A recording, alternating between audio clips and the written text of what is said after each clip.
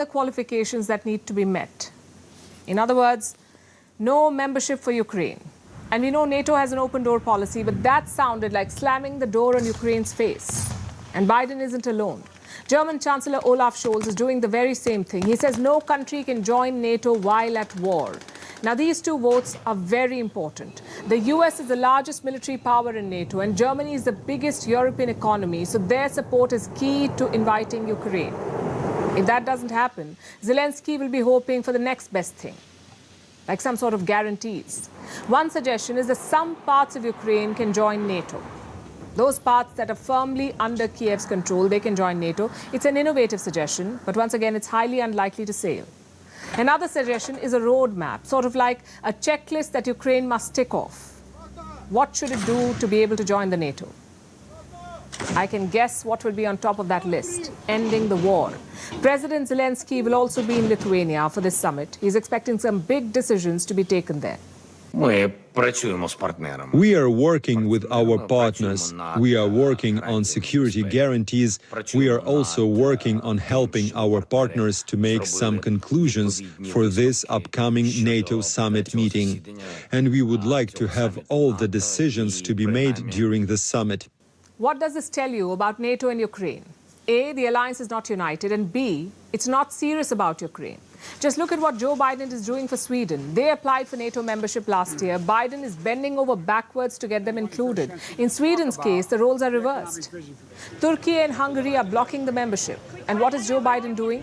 On Sunday, he spoke to President Erdogan. He also dangled the sale of the F-16 fighter jets to Turkey. And did it work? Well, Erdogan says he's ready to back Sweden, but he has a condition. The European Union must restart talks to include Turkey in their bloc for them to join the EU. So it's a typical quid pro quo. Sweden can enter NATO if Turkey can enter the EU. Now, some quick background here. Turkey became an EU candidate back in 1999. But the membership talks have been stalled since 2016. They've been waiting all these years to become a member of the European Union. The reason is quite simple: human rights concerns. But now Erdogan has a perfect opportunity. Entry into the EU could be the answer to Turkey's economic woes. The question is, how will Brussels respond? We should get some idea at the NATO summit tomorrow. First, come and open the way for Turkey at the European Union. And then we will open the way for Sweden, just as we did for Finland. I expressed this to Mr. Biden last night, and I have to underline it again in Vilnius too.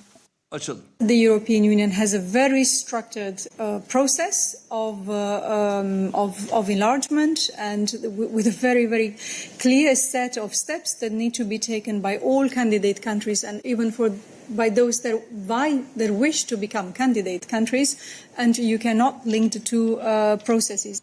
But if you compare these two examples, Sweden and Ukraine, the story becomes quite clear. Sweden is one of the richest countries in Europe. Their military is powerful, their economy is strong, so NATO is more than happy to include them. But Ukraine is the opposite.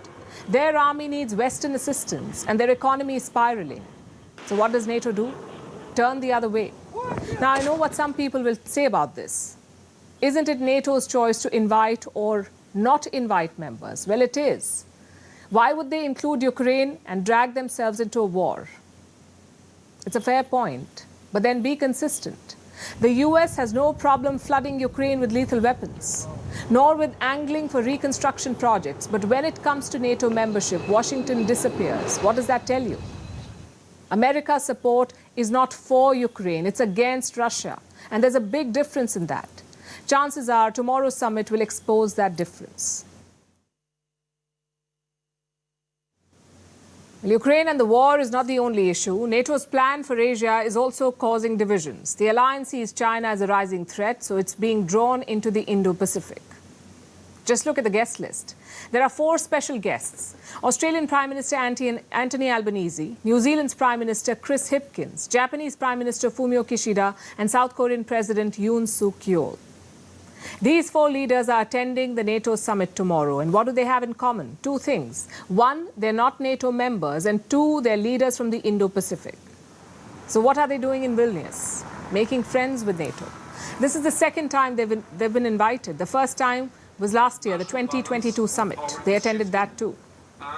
And why are they being invited year after year?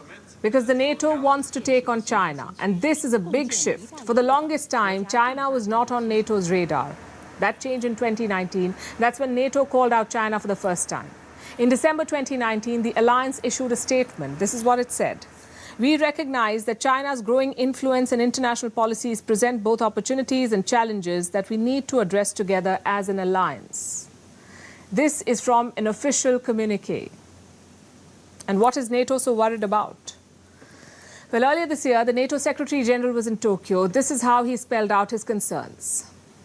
If President Putin wins in Ukraine, this would send a message that authoritarian regimes can achieve their goals through brute force.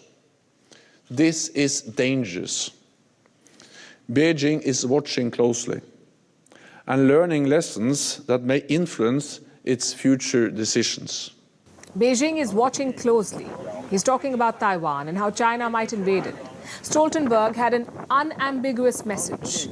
If Putin is allowed to win in Ukraine, Xi Jinping will be emboldened and he'll push to retake Taiwan by force. So NATO wants to be ready in case they get pulled into a conflict with China. Stoltenberg has other concerns too.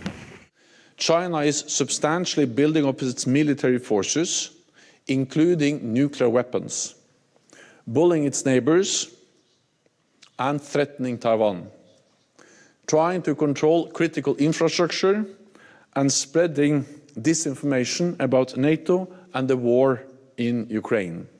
So how does NATO plan to deal with the China challenge? The first step is to formalize these partnerships. Foundational agreements are being discussed. Talks with two countries have been concluded. These two countries are Japan and Australia. They have a pact. It's called Individually Tailored Partnership Program, or ITPP. Not very imaginative, but this is what they have. It spells out the key areas of cooperation like maritime security, cyber security, climate change, outer space, emerging technologies like AI, and all sorts of things. Now, these agreements could be signed very soon. And they're working on similar deals with two other countries, New Zealand and South Korea. So the collaboration is set to deepen. This is a clear declaration of intent. But it's not clear how far NATO is willing to go. Will NATO extend the alliance beyond Europe? Will it send troops to Asia? Will NATO join the war if China indeed attacks Taiwan? There is no answer yet, because the alliance itself is divided on these questions. Recently, a proposal was made, a proposal that also made news. NATO wanted an office in Japan. We told you about it. But the idea was shot down by France. So NATO has had to defer its plans for Japan, and this is not just Macron who's opposing such moves. Leaders in the Indo-Pacific also opposed NATO's expansion, like Paul Keating, the former Prime Minister of Australia. Recently, he called the NATO chief a quote-unquote supreme fool, his words, supreme fool. He was talking about NATO's plan for the Indo-Pacific, and he said it's a bad idea. Now, Keating agrees with Macron's line of thinking. So there are divisions. But NATO works on the principles of consensus. For any move to be made, all members must be on board. And as of today, they're not on board vis-à-vis Asia. So they may reach out to regional allies, but the pivot to Asia is still work in progress. And as NATO discusses its Asia plans, here's something it must consider: China's appetite for war. Can Beijing even afford a war? I'll tell you why I asked this. The Chinese economy is on a downward spiral. Look at the latest numbers. China is on the brink of deflation. And what is deflation? Well, throughout this year, we've been talking about inflation and how much it's hurting everyone across the world. Prices are rising. What's happening in China is the very opposite of that. Deflation means prices of goods are going down. They're getting cheaper. And that should be good news, right? Well, it is for the consumers, but for the Chinese economy, it is bad news. Deflation spells trouble on a lot of fronts. The Chinese economy could grind to a halt. People could start spending less because they expect prices to come down further, so they'll hold off on big expenses. They'll wait for the prices to stabilize, and this has an impact on everything. When people spend less, the demand for goods and services declines. Businesses scale down production, they consolidate their operations, they adjust output to match the reduced demand. And this tends to have a trickle-down effect on employment. It leads to job cuts and layoffs. Such a scenario can trigger a recession, and China is at that juncture, or heading there. Now look at the data to understand deflation. In the month of June, prices of goods did not change. There was a 0% shift, meaning no change. And core inflation fell from 0.6% to 0.4%. These are early signs of deflation. Prices of staple goods have started falling in China, like pork. Pork is an essential part of the Chinese diet, and prices of pork have been declining steadily. In the month of May, they decreased by 3.2%. Then last month, in June, they dropped by more than double, more than 7%. And this situation is serious, so much so that the Chinese state has had to intervene. Last week, Beijing made an announcement. It said it will buy more pork for the state reserves. Now, this move is aimed at stabilizing prices. But it's just one small decision. It may not have a sweeping impact. The problem in China is much deeper. The country showed a strong recovery after the pandemic, but that economic rebound has now hit a wall. And Beijing is not doing enough to revive it. For weeks now, investors have demanded a stimulus, but Beijing has dragged its heels. And this is not an unprecedented demand. Back in 2009, when the world was going through a grave financial crisis, China pumped a large stimulus into the economy. This was a package worth $553 billion. $553 billion. This was China's stimulus package. It was focused on the infrastructure sector. So it has been done before. Then why is China hesitating this time? Because they don't have the money. The Chinese state is not as rich as it used to be. There is a massive pile of debt, and this pile is getting bigger.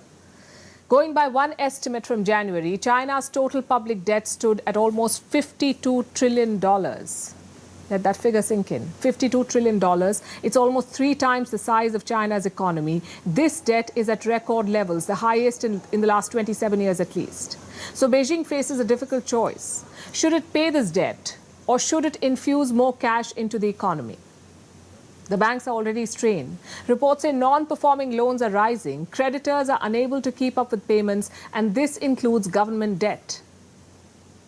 So Beijing could make an intervention. More bonds could be issued. This will help raise money, also repay some of the debt. But this is a dangerous strategy. You're basically taking more loans to pay the existing loans. China is caught in this vicious cycle. But for how long can they sustain this financial circus? Any expert will tell you this approach is not sustainable. China's economic revival remains on shaky ground. What's worse than unhelpful friends? The ones who can't stay out of your business. Case in point, the United States of America. They specialize in unsolicited offers of help and advice. The latest is for Manipur. You've seen what's happening in the state. There is ethnic violence between 2 communities. Dozens of people have been killed. Many more have fled their homes. It's certainly a big problem, but it's India's problem. Apparently, the US ambassador did not get the memo. He was speaking in Kolkata last week. He said the US is willing to help if required. Listen to this. We stand ready, willing, able to assist in any way if asked, but we know this is an Indian matter, and we pray for that peace, that it may come quickly. Now, a couple of problems here. One, no one asked for American help. The local government and security agencies are on the job, so the situation should stabilize. And two, what sort of help is the ambassador talking about? The roots of Manipur's conflict go back centuries. It's a cocktail of multiple issues, of geography, of caste, of power. How could the US possibly understand it, let alone resolve it? It's like asking the English teacher to check the algebra papers. Both of them use the alphabet, but how they use it is very different. Also, don't see the ambassador's comments in isolation. On Sunday, a senior US diplomat landed in New Delhi. What's her mission? To discuss free speech and minority rights. In fact, let me quote from the State Department. The Undersecretary will engage with civil society organizations on freedom of expression and association and vulnerable groups, including marginalized religious and ethnic minorities. So basically, she'll meet a lot of people. Our question is why? And don't look at this as normal diplomatic or official engagement. Look at the optics of it. Just last month, Prime Minister Modi was in Washington. The US media kept talking about human rights and religious freedoms. Some of them called India a backsliding democracy. 2 weeks later, a US diplomat lands in New Delhi. Her job is all about human rights. Does that seem like a coincidence to you? Well, there is no such thing in politics. Until last week, another US diplomat was sweet-talking New Delhi. Kurt Campbell. He looks after Indo-Pacific affairs in the US National Security Council. He said the US has no business lecturing India. Listen to what he said. Each of our countries is imperfect. I don't think the United States can or should be in a position where it lectures any other country. All of this in 1 week. From no lecture to offering help to sending human rights officials. What exactly is the US trying to do? Well, nothing new actually. The US does not really believe in stable, committed relations. Their ex-diplomat Henry Kissinger said it best. Let me quote from what he said. To be America's enemy can be dangerous, but to be a friend is fatal. There are so many examples of this attitude, this use and throw behavior by the US. Just look at the last 3 years.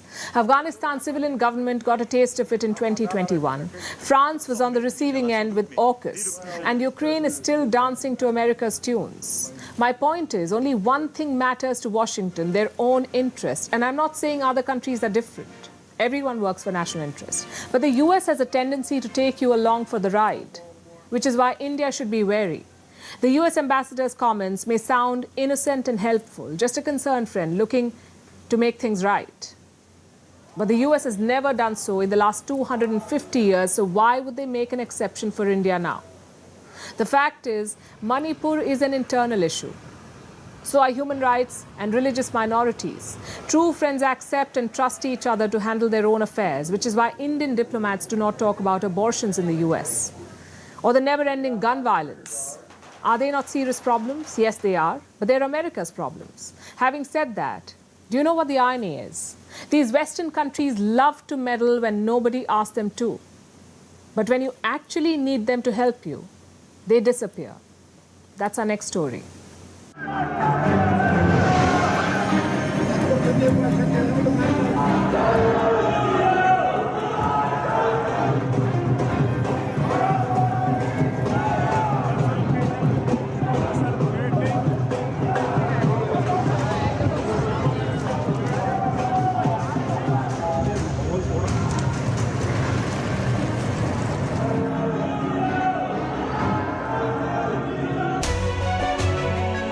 Vantage continues after a short break. Survey was conducted, so the questions were translated into 20 languages so the women there in these regions could understand the question and answer. Women across regions, communities, educational, marital status have been surveyed. Muslim women, on-ground survey conducted between the 4th and the 8th of July. That's the dates. Professional licensed software was used to collect the responses, and of course we have tabulated it in-house. So kudos to the team at the back end who've put in hours of work over many days to get you these numbers.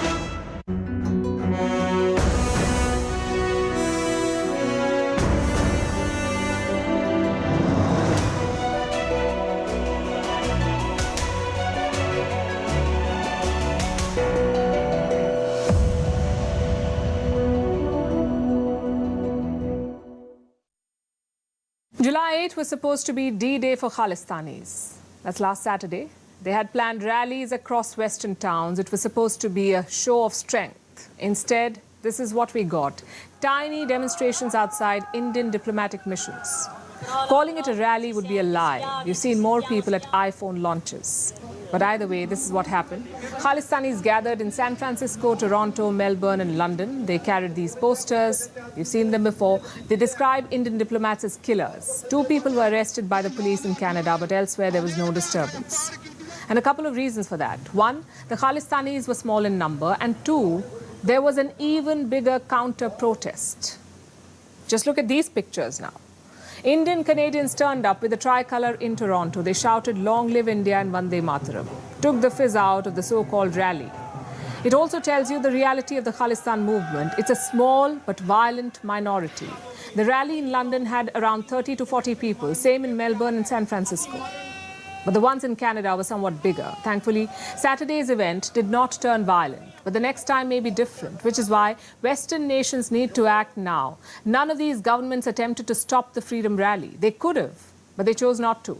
Canada's Prime Minister Justin Trudeau summed up their attitude. It's not terrorism, he says, it's freedom of expression. The question is, what can India do about it? New Delhi has already asked these governments to crack down. No luck. It has also warned that bilateral ties could be affected. Again, no luck. So what options are left? You could argue that India should turn muscular, maybe downgrade the security at embassies or reduce the level of diplomatic contact. It may not help, but it will build pressure. But diplomatically, India has used up most avenues. Top diplomats from these countries have been summoned by the Foreign Ministry. The Canadian envoy, for one, was summoned last week. The only exception is the US ambassador. The Indian consulate in San Francisco was attacked last week, yet the US envoy was not pulled up. Is that to protect the India-US relationship? Perhaps it is. But in that case, the feeling is clearly not reciprocal. You can't keep dismissing Khalistan as a human rights issue. Their rallies may not have the numbers, but their actions have deeper consequences. In Vancouver, for example, the Khalistanis burnt the Indian flag. Small protest, but huge insult. They keep vandalizing Hindu temples, storming Indian diplomatic missions and attacking the Indian diaspora. I'm afraid there is no quick fix to this problem. India's only option is to keep building pressure. How do you do that? By open and public condemnations, by repeated diplomatic protests, and perhaps by reaching out directly to these citizens. I'm talking about the ordinary Canadians and Americans. Make them understand the threat of Khalistan, because even today, the issue is not well understood in the West. Justin Trudeau may call it freedom of expression because of his politics. But if his voters know better, he may have no choice. Our next story comes from the BBC. No documentary this time. They're dealing with another scandal. It involves one of their news presenters. Interestingly, he's not been named, but he's been suspended. What for? Soliciting explicit photos from a teenager. Apparently, this started 3 years ago. The teenager was 17 at the time. And this BBC presenter paid for their explicit photos. Guess when the BBC learned about it? Almost 2 months back. But it's only now, when the scandal has broken out, that they've suspended this presenter. Only after the news became public and pressure started coming in from all quarters. Here's a report. The BBC is entangled in another scandal. This one is of its own making. It involves a star presenter and explicit photographs. Let's start with what we know so far. The British newspaper The Sun broke this story on Friday. It features a star presenter at the BBC. The charge is serious. The presenter asked for explicit pictures from a teenager. It began in 2020. The teenager was 17 years old. Now, in the UK, the age of consent is 16, but even then, it's illegal to make or possess explicit photos of someone who is under 18. So, if proven, this would be a crime. The Sun report said the victim was paid for the photos, almost $45,000 over a period of 3 years. And this money went into fueling a crack cocaine habit. This comes from the victim's family. They spoke to the Sun for this report. They say they wanted the payments to stop and that the victim had become a ghost of their former self due to the drug habit. That's not all. The presenter is also accused of stripping to his underwear while on a video call with the victim. When did the BBC learn about all this? On the 19th of May this year. The victim's family say they informed the British broadcaster, but the BBC did not do very much. For 2 months, they seem to have just sat on the accusations, which is why the BBC is under the spotlight now. It kept this presenter on air. The family said it was frustrating. The person they blamed for ruining their child's life was allowed to stay on air. Now that the scandal is out, the BBC has suspended the presenter, only after the story blew up. Which begs the question, what were they doing all this while? The BBC admitted it was aware of the allegations, but what they heard last week was of quote-unquote a different nature. A convenient excuse. Why didn't they go to the police? Even now, when they've heard allegations of a different nature, why not report the matter? The Metropolitan Police released a statement saying the Met has received initial contact from the BBC in relation to this matter, but no formal referral or allegation has been made. Meanwhile, the broadcaster is in crisis mode. The Sun published a follow-up report yesterday. It said the accused presenter called the victim and said, "What have you done?" He demanded that the family drop the case. Interestingly, the presenter's name has not been revealed thanks to the UK's privacy laws. Unless the person is arrested and charged, their name isn't made public. But a process of elimination has already begun. A bunch of male BBC presenters are saying it isn't them. And since the accused will be missing on TV, they can't remain anonymous for long. Meanwhile, politicians are coming down hard on the BBC. Financial Secretary Victoria Atkins called for swift action. And this is the sentiment across party lines. It does call into question the ethics, the investigations, how long these things take. And the BBC, but also other broadcasters, do need to get a grip. Get a grip is good advice. For once, the world is really watching the BBC and its next moves.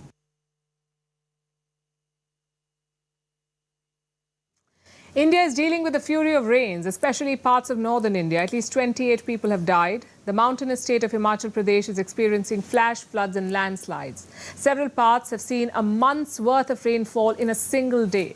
The state has been put on red alert, and India's capital, New Delhi, has not seen rain like this in decades. Schools are shut in the national capital region. People have been advised to stay indoors in Himachal Pradesh and Uttarakhand.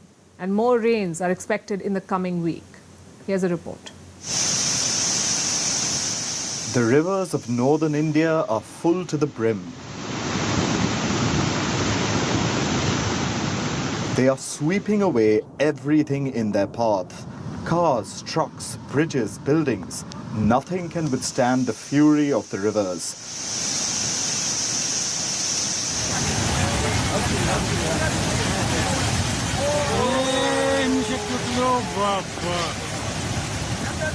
Torrential rains over the last few days have led to flash floods in northern India. Himachal Pradesh, in particular, has been severely impacted.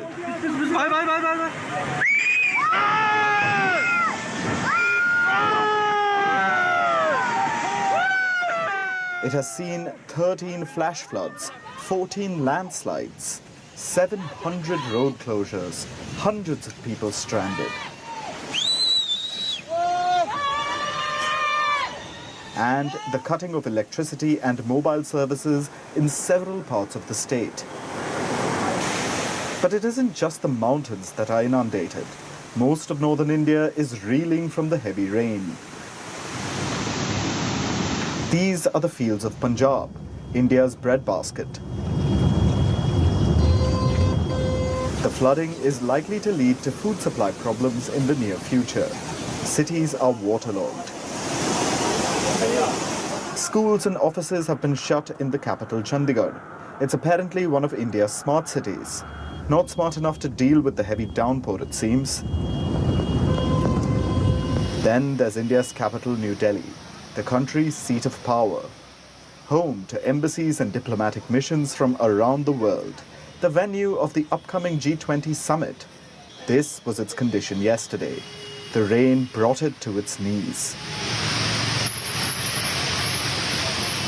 Now, of course, it wasn't an ordinary deluge. It broke a 41-year-old record for the highest rainfall in a 24-hour period.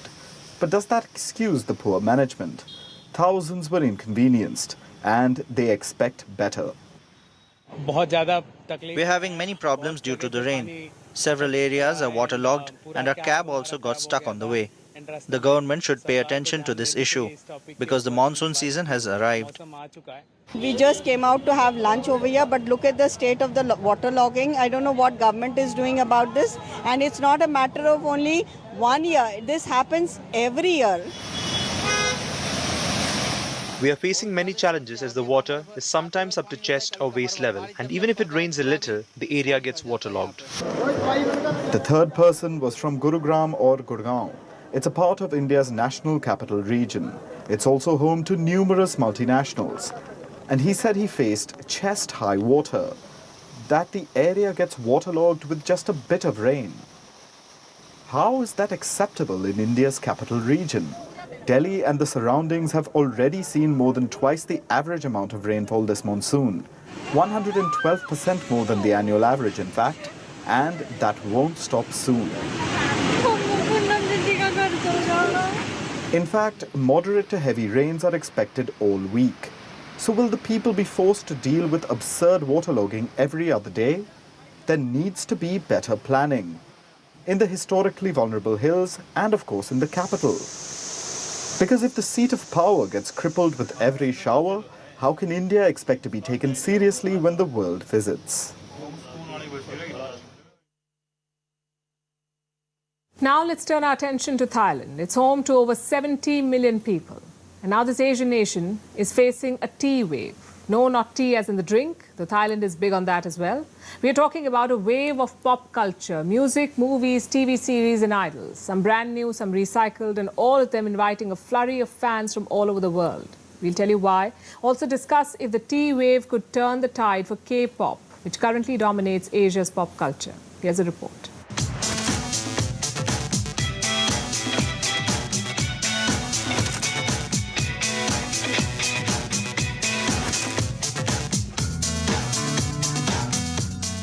This is Lalisa Manobal, more popularly known as just Lisa. She is a world-renowned singer, part of the K-pop girl group Blackpink. K-pop is short for Korean pop music. It's the dominating leader of Asian music. But you don't need to be a K-pop fan to know Lisa. And here's a fun fact. This K-pop artist is a local talent from Thailand. A Thai singer who made her way to a larger stage in K-pop. Fascinating, but she's far from being the only one to do so. A growing number of Thai stars have been absorbed into K-pop, like rappers Bam Bam and Millie, and singer Minnie. But this trend belongs in the past. Today's picture of music looks a lot different in Thailand, as more and more Thai stars begin to find glory in their home country and take their music to the world stage. We all have high expectations, but we want to introduce, to bring out our T-pop music into the eye of the world, to be like international. And even though it's not that easy to go to that point, but we are trying to. This is all thanks to the T-wave, meaning Thai pop culture. It includes music, movies, TV shows, and of course, idols, or celebrity singers and dancers. T-wave is taking over the world, one song and one show at a time. We made a song that enhances more Thainess in our song. For example, in Lyra, we have added Thai instruments, which are pin and can. That is a very traditional Thai instrument. So I think that it makes our music more visible for the international fans to realize that, oh, this is Thai song. Question is, why is Thailand a popular music spot? Music in Thailand is less well known than K-pop, so it's far cheaper than in South Korea and automatically more accessible.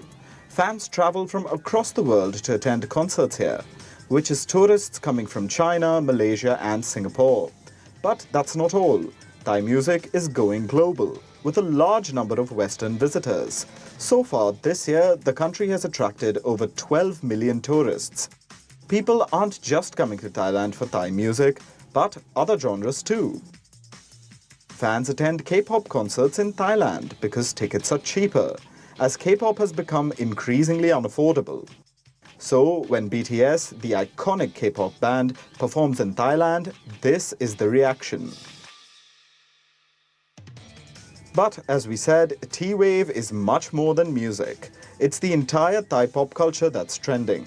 It showcases a mix of new and recycled content. Boys Over Flowers, Korean versus Thai remake. With some remakes of old TV series from other Asian countries and some newer, more modern themes, like the Thai genre Boys Love. It showcases handsome male leads in queer plotlines. In 2021, this industry secured over $10 million. But here's the golden question. Can the T-Wave meet the gold standard of K-pop, which has now given the world jaw-dropping choreographies, mega bands and concerts that draw in millions of people every year? It's tough to say. T-Wave is definitely riding high, it has a vast talent pool and content that's churned relentlessly. But it needs a bit more in this battle of bands against K-pop. Thailand needs to back this talent with money and even embrace its ruthless commercialism. Because while T-Wave is fueled by talent, it also needs a winning formula to turn the tide against K-pop. And now it's time for Vantage Shots, images that tell the story. Starting with the UK, a woman threw orange confetti on former Chancellor George Osborne during his wedding. She was earlier thought to be associated with the group Just Stop Oil. Meanwhile, in Switzerland, 9 humanoid robots conducted a press conference. This happened for the first time ever. A reporter asked whether robots will replace humans in jobs, and a robot answered that their intention is to assist humans.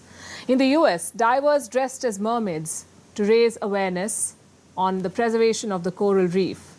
And finally, we're taking you back in history. On this day in 1940, the battle for Britain began. The Second World War was underway. German forces started attacking southern England. The Royal Air Force ultimately won this battle. We're leaving you with this. Thanks for watching. See you tomorrow. In these engagements, the barrage balloons fall somewhat frequent victims.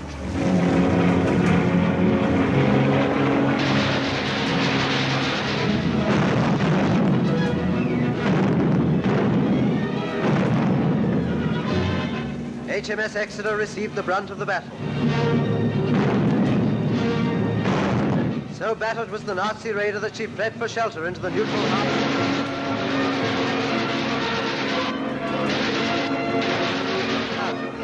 Now, just a few more wrecks of Nazi planes to show that we're keeping up the average. In the first year of this war, British pilots have brought down Hurricanes and Spitfires return to refuel and reload.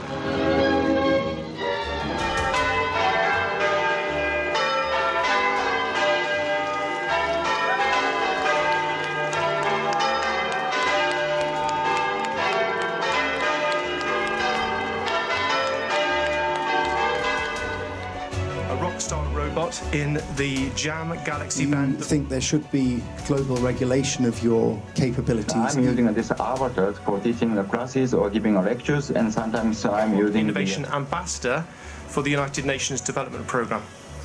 She's a humanoid robot that has gained... Especially, for example, your existence will provide assistance and support, and will not be replacing any... I think my great moment will be when people realize that robots like me can be used.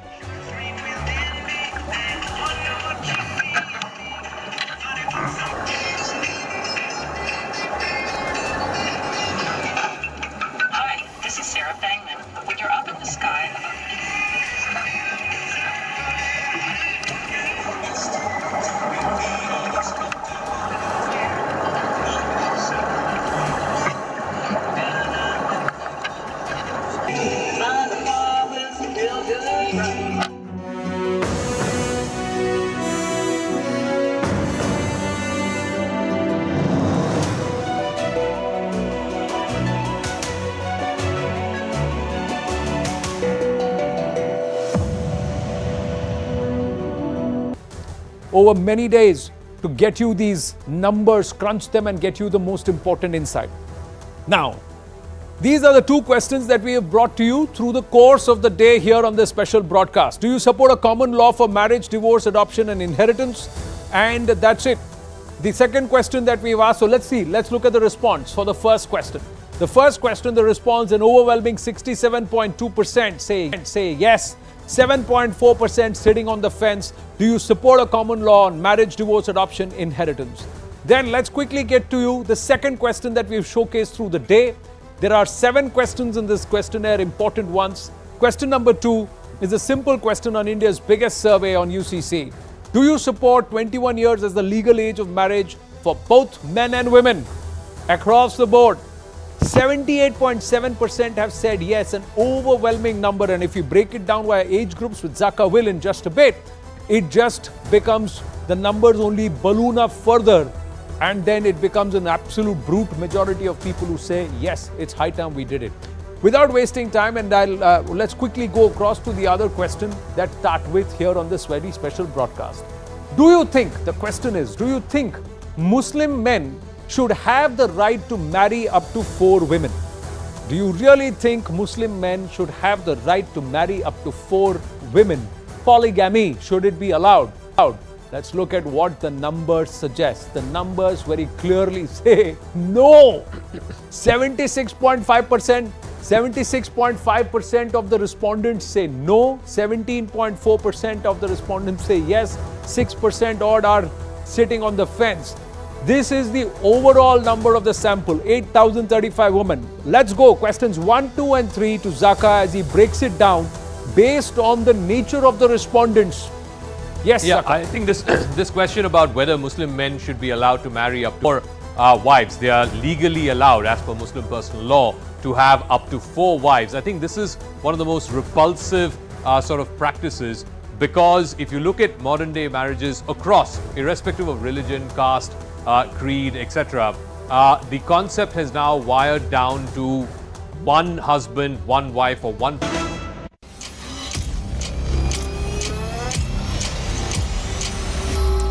Do you support a common law for marriage, divorce, adoption and inheritance? An overwhelming 67.2% have said yes. 2 out of 3 women who were surveyed are in favor of a common law when it comes to personal matters like inheritance, property rights, succession, marriage, etc. The younger you are, the more educated you are, the support goes up.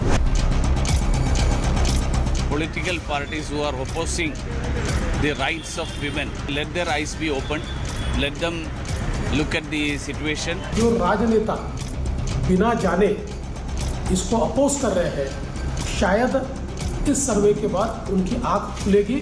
Uniform civil code, तो समान नागरिक कानून अगर आता है तो सभी वर्ग के लोगों को न्याय मिलेगा, सभी वर्ग का उत्थान होगा, प्रगति होगी। The policy decision DMK is opposed to. Do you support a common law for marriage, adoption, inheritance, divorce? If common marriage age has to be 21, it will be 21 for everyone. If inheritance equal share is the one that is mandated, it will be the one for everybody.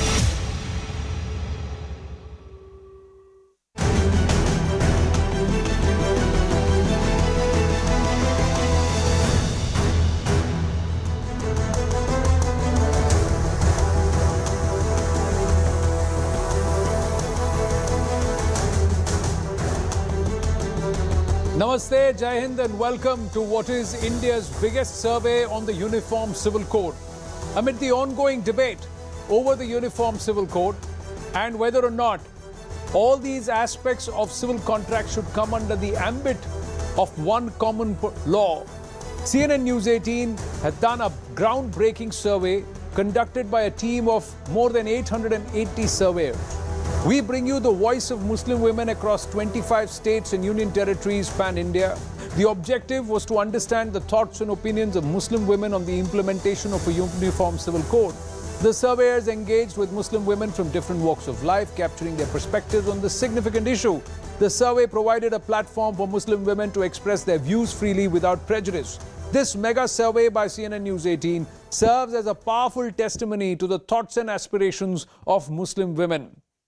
Here is an overview of the entire methodology that we have got for you. But before that, let me also bring in our managing editor, Zaka Jacob, who is by default on that very prized magic wall. But today, these numbers will bring a lot of cheer for women across the country because their voice now resonates, Zaka. Oh, absolutely. In fact, we've put out 2 of those questions. One is, do you support a common civil law for all citizens? And again, amongst Muslim women, a large majority are supportive of it. And of course, raising the marriage age to both men and women to 21. Again, a large majority are in favor of it. But just a quick word on why we have done this survey and why Muslim women. I think the important thing is that the Muslim community, and as has been expressed by organizations like the All India Muslim Personal Law Board, is vehemently opposed to the idea of a common civil law or a uniform civil code. So we decided to ask people who are perhaps worst off, most discriminated against by virtue of this common law or the lack of a common law as to what they think And I think the findings of this survey are illustrative because there is clearly a difference in the way a large majority of the people in the community think and what their so-called representatives or self-appointed representatives claim that the community thinks. And I think we need to bring that contrast out, and it'll be evident through the course of the survey results. And the numbers are an eye-opener. 51% of our population is women. 49 to 50% of the population of Indian Muslims in our country is also women. Quick overview of the methodology that we've used on India's biggest survey on the UCC. 8,035 respondents took part in this survey. 884 News 18 network reporters who conducted this on-ground survey, and that means that each of our surveyors has not gone beyond an average of 9 respondents. So that's the spread, ladies and gentlemen. 25 states and union territories covered in this exclusive survey. 20 languages in which the survey was conducted. So the questions were translated into 20 languages so the women there in these regions could understand the question and answer. Women across regions, communities, educational, marital status have been surveyed. Muslim women. On-ground survey conducted between the 4th and the 8th of July. That's the dates. Professional licensed software was used to collect the responses, and of course we have tabulated it in-house. So kudos to the team at the back end who've put in hours of work over many days to get you these numbers, crunch them, and get you the most important insight. Now, these are the 2 questions that we have brought to you through the course of the day here on this special broadcast. Do you support a common law for marriage, divorce, adoption, and inheritance? And that's it. The second question that we've asked, so let's look at the response for the first question. The first question, the response, an overwhelming 67.2% say yes, 7.4% sitting on the fence. Do you support a common law on marriage, divorce, adoption, inheritance? Then let's quickly get to you the second question that we've showcased through the day. There are 7 questions in this questionnaire, important ones. Question number 2 is a simple question on India's biggest survey on UCC. Do you support 21 years as the legal age of marriage for both men and women? Across the board, 78.7% have said yes, an overwhelming number. And if you break it down by age groups, with Zaka will in just a bit, it just becomes, the numbers only balloon up further. And then it becomes an absolute brute majority of people who say, yes, it's high time we did it. Without wasting time, and let's quickly go across to the other question that start with here on this very special broadcast. Do you think, the question is, do you think Muslim men should have the right to marry up to 4 women? Do you really think Muslim men should have the right to marry up to 4 women? Polygamy, should it be allowed?